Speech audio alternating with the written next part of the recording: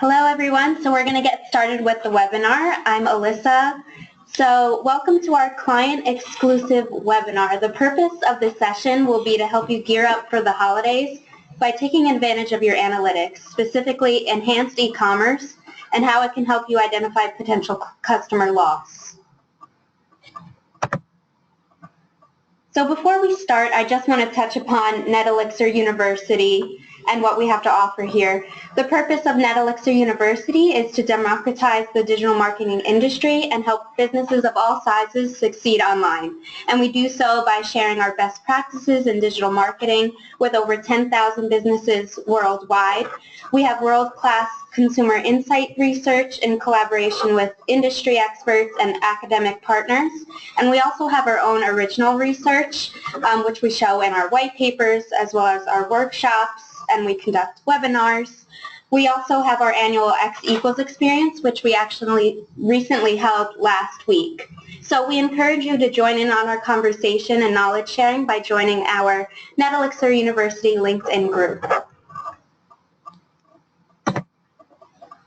So presenting today will be Don Rodriguez. He's our Director of Analytics here at NetElixir. He's been a Google Analytics user since 2007, and he was a former e-commerce director for Utrecht Art Supplies. He also teaches MBA classes at Rutgers University. So feel free to connect with Don Rodriguez on LinkedIn. And so Don, feel free to take it away. All right, thank you, Alyssa.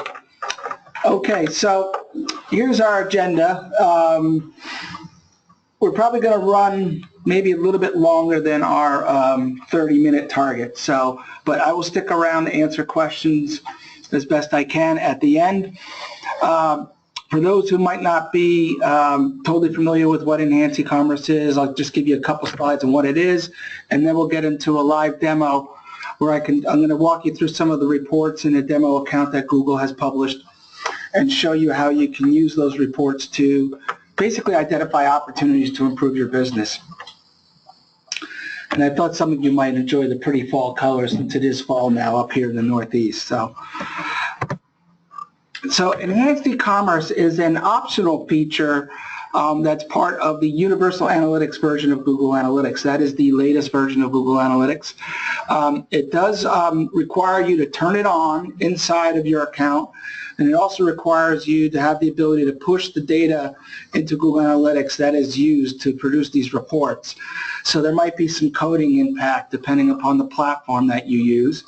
And it is a lot easier to implement if you have Google Tag Manager installed on your site. So primarily what you get is basically four new areas of insight. So shopping analysis, shopping behavior lets you very quickly look at from the top of your funnel to the bottom of your funnel, and lets you filter that with a number of audience and acquisition related dimensions from Google Analytics. So you can look at by campaign, keyword, user type, right? It's a very powerful and quick tool that you'll see when I start the demo. The product performance reports have been enhanced to give you a funnel view of product performance. Enhanced e-commerce introduces the idea of a product view, which is very much like an ad impression, right? The product showed up on a page to somebody. Today I'm going to show you, for example, how you can easily just filter for high view rates and low conversion rates as a way to narrow in on your focus on opportunities within your product portfolio. The product list performance is really helpful from a merchandising standpoint. This lets you track performance of the arrays of products that appear on your site, wherever they might be. A category page, a search results page. It could be a content block like the very ever popular You May Also Like, which comes from a product recommendation engine of some types. Any place you have an array of your products displayed, you can actually track them by position actually, and track the performance of those. And then finally, there's a series of marketing reports. You can track as you can see there, coupon codes both for orders and products. You can also track what Google refers to as an internal promotion. Think of the internal promotion as any clickable content you want to track, right? Any kind of cross-sell, any kind of banner, any kind of slider. You can actually track if people engage with that and what happens, and actually look at the revenue produced by people who did engage with those promotions. There are three key areas of new metrics that Enhanced E-commerce gives you in GA. Shopping behavior, I already mentioned the idea of a product view. So sessions with product views is probably the key piece that Enhanced E-commerce adds that opens up all this, additional layer of insight that you can get. And once you have sessions with product views, you can then calculate things like cart to detail rate. So that's the number of times a product was added to a shopping cart divided by the number of times that product's detail page was viewed. The buy to detail rate is very similar. It's the number of times the product was bought divided by the number of product detail page views. So add the cart, remove the cart, those are all things that you can start tracking now with Enhanced E-commerce. From a merchandising standpoint, you have the idea of that product list view, right? So how many times did product A show up in a search result, in a category page, right? And then just like we have in AdWords and Bing, we have click-through rates and clicks, you now have that at the product level in Google Analytics.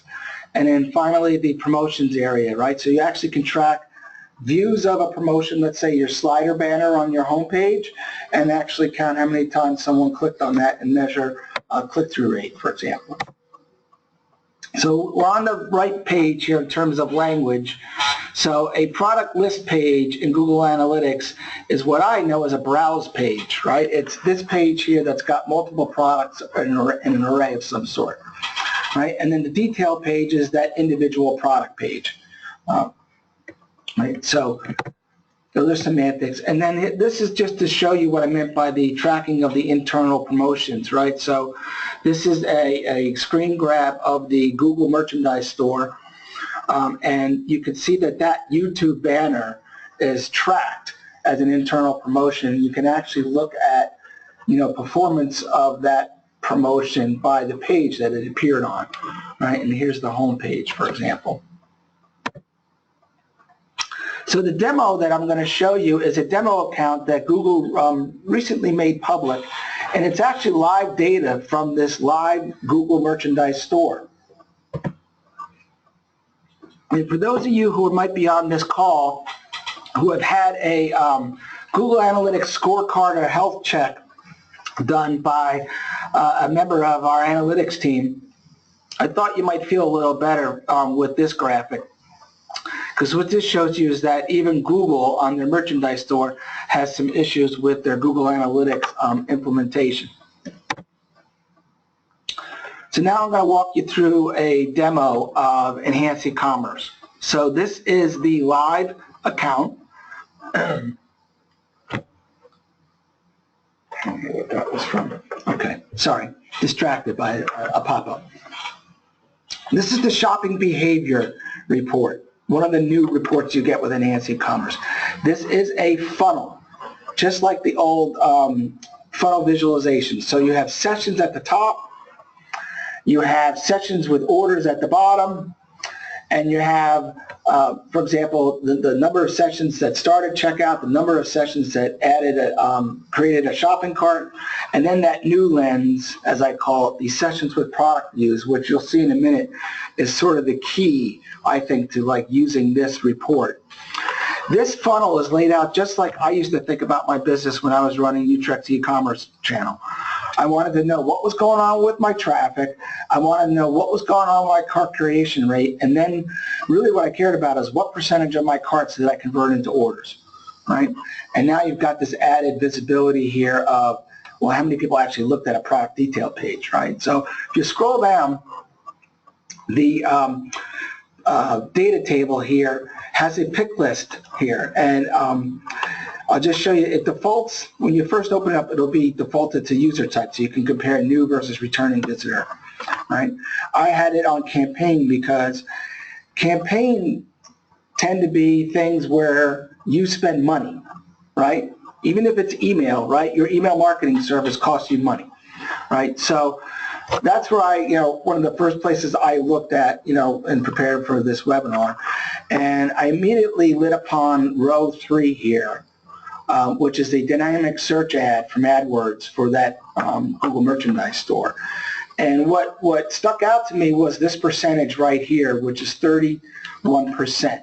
So 31% of the sessions coming from their dynamic search ad campaign looked at a product detail page. And my gut said to me, that's a low percentage, right? And that just kind of shows you, and by the way, it is a low percentage, shows you how you can quickly assess right away on any number of these dimensions that you see in here, how well you're doing, right? So like during the holidays, if you're one of those businesses that really depends on November to December, you should have someone looking at this thing like every day, just to make sure nothing got broken or nothing new is not performing, right? Because these things cost you money, right? So at the end of the demo, I've got some slides to show you some math that shows you just what the impact of, an underperforming DSA campaign could be for like this business compared to a benchmark of our clients. So that's the shopping behavior report. The next one I want to talk to you about is the product performance report. Now, the one thing the shopping behavior report doesn't have that you also like to have when you're running an e-commerce site selling products is insight into product performance. And that's what this tool does for you. It gives you, in terms of new pieces of information, this sort of funnel view for your individual products. So you have product list views, detail views, how many times it's added to a cart, how many people removed it from the cart, and then checkouts and purchases. And just for my example here, I've got this filtered, just so you can see, I've got this filtered for cart to detail rate. Okay, so that is again, the ratio of people that added the item to cart over the number of product detail page views for that item. I have it listed here at greater than 50%, and I'll tell you why I did that in a second. And then on the conversion rate, I have it set to less than 1. And then I also added product adds to cart greater than 50, just so I had some items in here with some tangible numbers in terms of the number of times they were added to the cart. And the reason I set it at 50 is because the average for this merchandise store is 33%. So 33% of the time someone sees a product detail page, the item gets added to the cart. So at 50%, right, that's an above average performance. And then when I set the buy to detail rate at less than 1, I was looking for something that was significantly below average. So you can see the average here is 7%, right? So right away here, if I filter on those two things, above average engagement, so to speak, below average conversion, I've got 5 items that I can go look at and say, why are these not selling, right? And like, for example, this one here, which is a 3/4 length sleeve Henley shirt, it had 23,000 views in product lists, and only 2 people looked at the detail page. So if I was looking at that data and didn't know anything about the product or whatever, first thing I would say is something wrong with the image for the product, right? Because it's, generally speaking, it's the image that's going to cause someone to go click on a product in a grid of some sorts, right? Similarly, you could go look at these items and say, okay, do we have price issues, availability issues that are keeping people, they're adding it to the cart, but they're not buying it, right? So another use for this is I filtered I took off the 2 detail rate and just left it at greater than 50% for products adding to carts. It's going to be greater than 50 times it was added to cart. And then I said, show me ones where nobody converted at all, right? So that's what this one does. And you can see here I have a list of 8 items, right, where at different times 50 people added them into the cart and they didn't convert. So here's another way to apply focus on a bucket of products that represent possibly an improvement opportunity, an opportunity where you're leaving money on the table, possibly, right? So, and let me just tell you a quick story that happened recently that reiterates, how this kind of tool can be useful. I've been working with a client that has a bounce rate issue particularly on some of its product pages. And in looking at their landing page data, I saw the same particular product show up at 2 or 3 different time periods I was looking at, near the top in terms of both entrances and bounce rate. And when I presented that data to the client, a member of their team immediately took a look at that product and said, hey, the price is wrong, right? And took action while we were on the call to correct the price of the item. So, for those of you on this call who sell thousands, if not tens of thousands of products on your site, there's no way you can stay on top of every individual SKU to know whether or not it's performing or not, right? You need a way to kind of focus the limited bandwidth of attention you have for improving things like conversion rate. And that's what this Enhanced E-commerce lets you do. Both that shopping behavior report and the product performance reports lets you kind of, quickly hone in on areas where there might be improvement opportunities. So now let me show you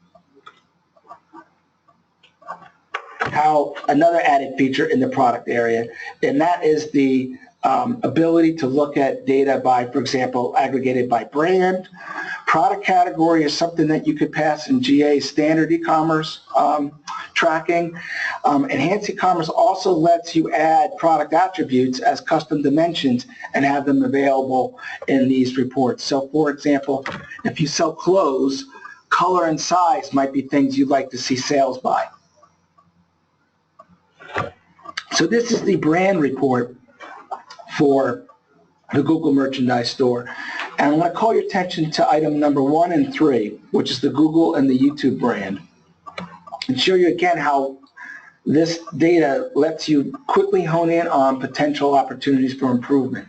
So if you look at the cart to detail rate for Google, it's 15, almost 16%. For YouTube, it's 17% for this time period. So very similar cart to detail rates, but then when you go look at the conversion rate, Google's is almost 6, and YouTube's is just barely above 1, right? So very similar rate at which items get added to a cart, significantly different rate at which they get bought. So right away, I can go drill in and look at YouTube SKUs and see if it's, 1 or 2 particular SKUs that are dragging down the overall brand performance rate, or is it another issue? Could it be availability, price, whatever? But again, I now have a place to go focus and look at and investigate to see if we can figure out what's going on, right? And, when you are in a SKU-intensive business, like, when I was selling art supplies and had 15,000 SKUs on my website, most of the time when you go to diagnose a problem with that website performance, you've been alerted to that problem through some sort of like aggregated view of data, right? It's some kind of sales report. It might be a category sales report. It might be a brand sales report. But then you start going digging. And that's really what you get to do here with the category and the brand, right, and the product performance report. It's a quick way to quickly, if you've got one of those businesses with a heck of a lot of SKUs out there, you can kind of look aggregated at the product category level or at the brand level, or even both, right, with the 2 dimensions. You could have primary dimension be category and then look at brands within a category. But again, gives you that ability to quickly find areas where there's, money's being left on the table, or where you're spending money and it's not producing for you. So next is the product list feature that I referred to. So this is, I would tell you that product list position was one of the things that intrigued me about enhanced e-commerce, right? List position is, okay, if you think of a 4x4 array of products on a search results page or a category page, right? List position is where in that array did the item appear, right? And if any of you have ever experimented with any of this stuff, you know that, like, if you have for example, a 3x3 array, right? Top left tends to get a lot of attention, whereas bottom right probably gets very little attention, right? So this capability of tracking where your items showed up by the position in the array they were in can be very useful if you have the ability to control things like sort order on a category page, right? So I've got this filtered for a particular product, Malibu sunglasses, to demonstrate the impact of list position that it could have on product performance. So this is the Malibu sunglasses. This is all of the list positions that the Malibu sunglass appeared in on the Google Merchandise Store during this time period. And here is the click-through rate, right? So the click-through rate, so it appeared in that array and the rate at which people click through to the product detail page. And you can see here that position number 1 was 45%, and it actually dwarfs every other position for this particular product, right? The next one is 10%, then 7, then 4, then 4, right? So Malibu sunglasses, whatever they are, is obviously something that needs to be top left in order for it to get attention and be sold and be found. Excuse me, be found and be sold, right?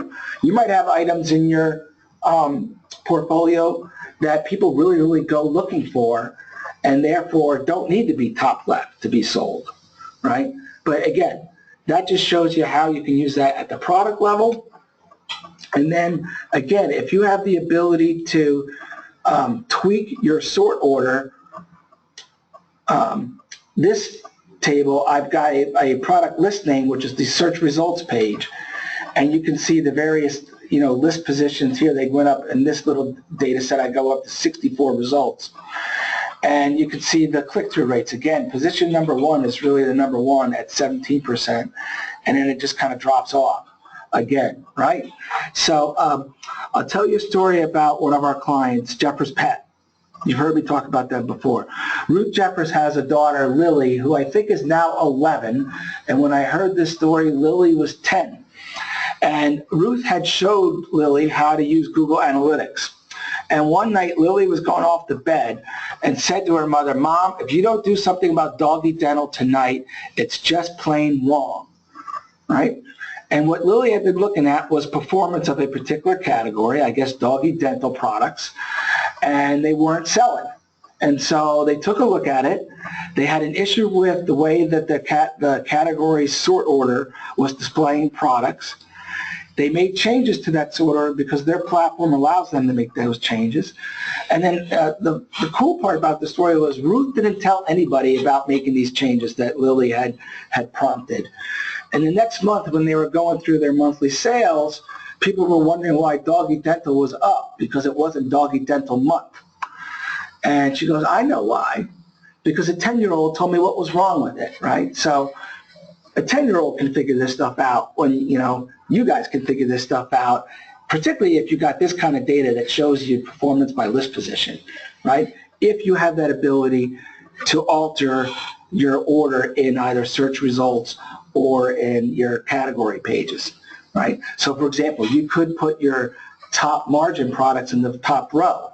Might be a thought process, right, to make sure they get maximum exposure, right? So that's product lists. Next item, one of the last items I want to show you is the internal promotion. So this, again, is any clickable content on your site. So I showed you the YouTube banner, right? It could be a sign up for email banner or button. It could be some sort of cross-sell or on-site promotion offer banner, anything. So there are 2 dimensions that are probably of interest to you: the name, obviously, of what that piece of content was, and then if there's more than one spot where that piece of content can show up, the position. So you can see here that on the merchandise store, they've got several positions on their homepage banner, and they label them bottom slot, top slot, right? Left, right, or numbered for the top slot. And then over here is the content, right? What was the content? So I call your attention to rows 3 and 4, some sort of office campaign. You can see here that they had very similar amounts of views or impressions, 55,000, 54,000. But look over here at the click-through rate, 7% here, 5% here, right? That's the difference between the bottom slot left and the bottom slot right. It's the same piece of content, 2 different positions on that page, about the same number of views, and you get a significantly greater click-through rate. So when you have intelligence like that, right, and you know, let's say, which positions tend to get the most interaction, then probably your most important message goes into that position, if that makes sense to you, right? So I'll show you just quickly the order coupon report. There's really not a lot of data in the Google Merchandise Store, and frankly speaking, the data that's there doesn't really make sense to me, because you've got this huge, like, looks like multiple coupon codes were applied, right? Customer courtesy exchange sounds like it's almost an internal use thing. What I did think was interesting is you can add dimensions like source, medium, or channel to this, so you actually could track coupon code redemption by channel, which might be interesting. So that is going to conclude the demo part. And let me take you back and show you some of the math, because you know I love math, right? Some of you may have heard me say that one of my favorite questions when you talk about analytics and data and information is the so what question, right? That's what you should always ask yourself, like, so what, right? What action can I take? So I'm going back to that first example, the dynamic search ad with the 31% success rate in driving people to a product detail page view. Well, if you could increase that by 10% and move it up to 42% of the sessions, here's what happens, right? The way that flows through, that would get you a 32% gain in orders, right? So I went and I looked at, I think, 8 clients that I now have dynamic search ads enabled. And I looked at their penetration of sessions with product views, right? And this is what I found. Our clients have 82% of their sessions with product detail page views from dynamic search ads. So imagine what could happen if Google can match what our clients see, right? You're talking 159% increase in orders by fixing that campaign, right? So again, just to kind of show you where the value is. Here's another view. This is a product category view from one of our clients that has enhanced e-commerce enabled. And what I wanted to show you is here is, again, that idea of looking at an above average cart to detail rate and a below average conversion rate, right? So here you can see it's 11% cart to detail versus an average of almost 9. And I have this filtered so that the detail rate is less than 2 and the average was 2.2. Right? So this is the above average performance, the below average performance, and if you can move this below average performance just up to average, this is what happens to purchases, right? It's a 21% increase in orders if you can just move that rate up to the site-wide average, right? And then the idea of tracking promotions, right? So I built an advanced segment so I could track promotion clickers. People actually clicked on promotions. Just like in advanced segments, you have a segment for people who use your site search engine. Similar thought process, right? Looking at the value of those users. And you can see here that the people who clicked on that internal promotion, whatever those were, they convert almost 3 times higher for Google's Merchandise Store, right? With a slightly lower average order value, which makes me think that those promotions they're clicking on probably are some sort of discount offer. But still, 3 times higher, right? Again, right? You can, for example, one use for this would be you could build a remarketing audience of promotion clickers who didn't convert and add them as a remarketing audience to your remarketing campaign. So just to summarize before I finish, some of the benefits that I tried to show you today: you can identify paid campaigns that aren't driving the right level of product engagement. You can easily identify underperforming pockets of products or brands or categories which might have high engagement and low conversion, right? Know how effective your product content blocks, your array of products, are doing at driving people down to the furthest part of that funnel, the product detail page. You can understand the importance of position in those content blocks. And finally, you can measure your on-site marketing efforts, right? Knowing what pages and which locations on pages can drive the most attention to your various calls to action. And with that, I think I'm probably close to my 30 minutes. Oh, and coupon codes, forgot the coupon codes. I'll hand it back to Alyssa to see if we've got any questions. Okay, so we're going to open up to any questions that you may have, so feel free to type them in, and we'll get back to as many as we can.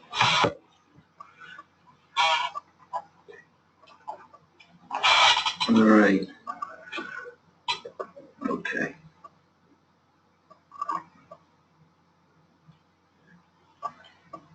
Of all the features, what is the one recommended the most? You need this? Oh, sorry. Of all the features, what is the one I would recommend the most? I guess I would say if you had to pick one thing at Enhanced E-commerce, right, you have to add the capability to track product list views and product detail views to get that impression data, right? So that would be the first thing that I would enable, right? And then the second thing that I would go to would be the passing of brand. Make sure you're passing brand and category, particularly if you're SKU intensive, right? That's where I would go second. But that would be, my take from my, again, selfish point of view of being someone who used to have 15,000 SKUs on my website. So.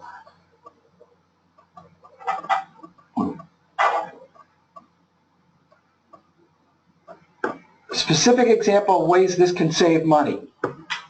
Well, if you look at that, the example I gave with the dynamic search ads, right?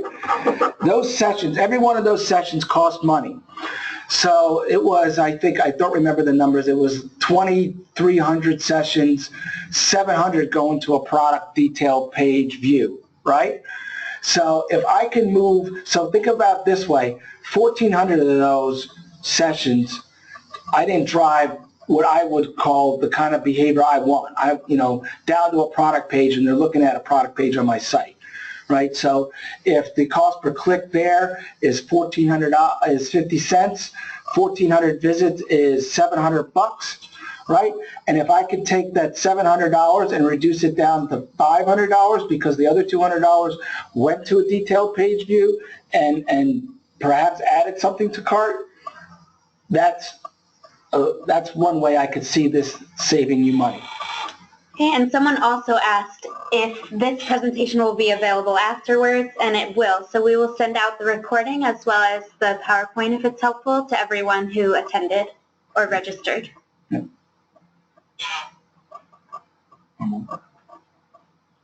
Okay.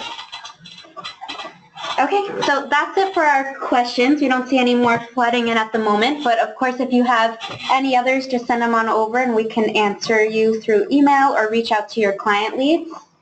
So next steps, we encourage you to explore what it would take to add enhanced e-commerce now for what we expect is going to be a rough holiday season for many retailers. And we can help you implement this in time. We'll use our strategic guidance, implementation assistance, and we have our MarTech services as well. So if you haven't already implemented this, reach out to your client leads or your account managers and let them know that you're interested in learning more. Okay, and that wraps up our webinar. Thank you so much for attending, and we wish that you guys have a great rest of your day.